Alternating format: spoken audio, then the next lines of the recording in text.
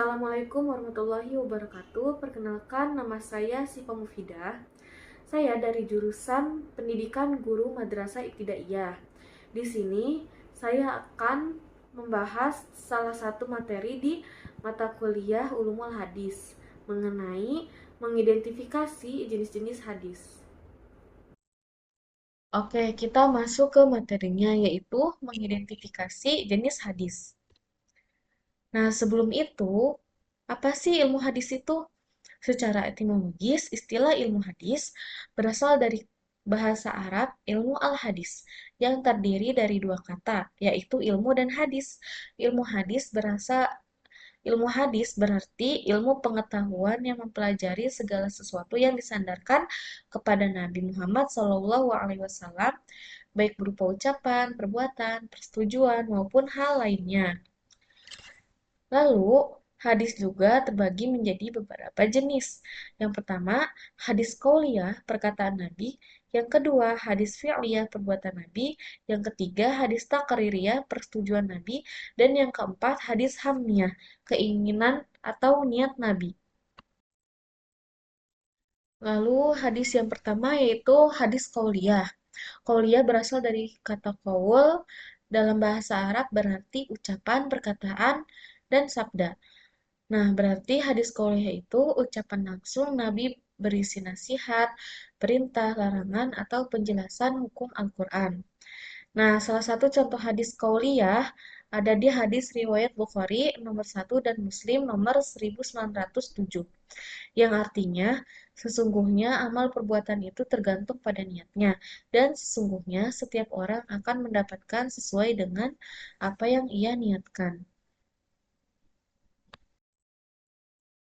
Nah, kita masuk ke hadis fi'liyah. Fi'liyah berasal dari kata fi'il.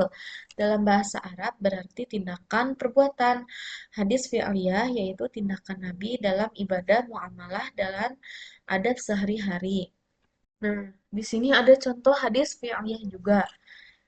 Dari hadis riwayat Bukhari nomor 185, yang artinya dari Abdullah bin Zaid radhiyallahu anhu, ia berkata, aku melihat Nabi berwudu, beliau berkumur dan menghirup air ke hidung. Dengan satu telapak tangan, beliau melakukannya itu 3 kali. Beliau membasuh wajahnya 3 kali, kedua tangannya dua kali, kemudian mengusap kepalanya dengan kedua tangannya. Beliau menggerakkan keduanya ke depan lalu ke belakang. Beliau memulai lagi dari bagian depan kepalanya, lalu mengusapkan ke belakang kepalanya. Kemudian mengembalikannya lagi ke tempat semula. Setelah itu, beliau membasuh kedua kakinya. Nah, namun tidak semua hadis fi'liyah bisa dilakukan oleh umat Nabi Muhammad SAW. Ada beberapa perbuatan yang hanya khusus untuk Nabi. Salah satunya, Nabi diperbolehkan memiliki istri lebih dari 4 istri, sedangkan umatnya hanya diperbolehkan memiliki 4 istri. Itu salah satu perbuatan Nabi yang hanya dikhususkan oleh Nabi, sedangkan umatnya tidak diperbolehkan untuk mengikutinya. Lalu yang ketiga, hadis takririyah.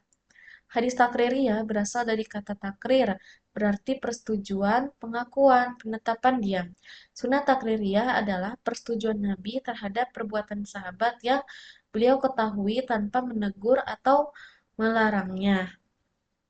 Nah, contoh hadis takririyah itu hadis riwayat Bukhari dan Muslim nomor 1946 dan 5536, yang artinya Khalid bin Walid berkata, Rasulullah diberi daging biawak, tapi beliau tidak memakannya. Aku bertanya, apakah haram wahai Rasulullah? Beliau menjawab, tidak, hanya saja aku tidak biasa memakannya. Nah, hadis ini menjelaskan, tidaknya Rasul menjelaskan bahwa daging beok itu tidak haram. Nabi tidak tapi di sini Nabi tidak memakan daging biawak dikarenakan beliau tidak terbiasa untuk memakannya. Kita lanjut ke hadis hamiyah. Hamiyah berasal dari kata ham, bermakna keinginan kuat, cita-cita, niat batin. Nah, hamiyah ini berarti niat Nabi untuk melakukan sesuatu yang disampaikan kepada sahabat, namun belum sempat dilaksanakan. Nah, contoh hadis hamiyah itu dari hadis riwayat Bukhari nomor 887 dan Muslim nomor 252 yang artinya dari Abu Hurairah radhiyallahu anhu Rasulullah sabda, seandainya tidak memberatkan umatku, niscaya aku akan memerintahkan mereka untuk bersiwak setiap kali berwudu. Nah, yang dimaksud hadis hamiyah ini tidak untuk ditiru, melainkan dari hadis ini kita bisa mengetahui sifat dan kepribadian Nabi yang selalu memperhatikan umatnya, menggambarkan ketegasannya, tapi dengan penuh lemah lembut.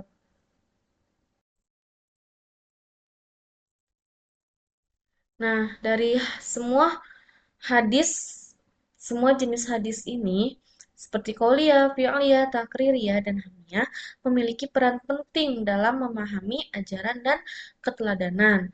Rasulullah SAW,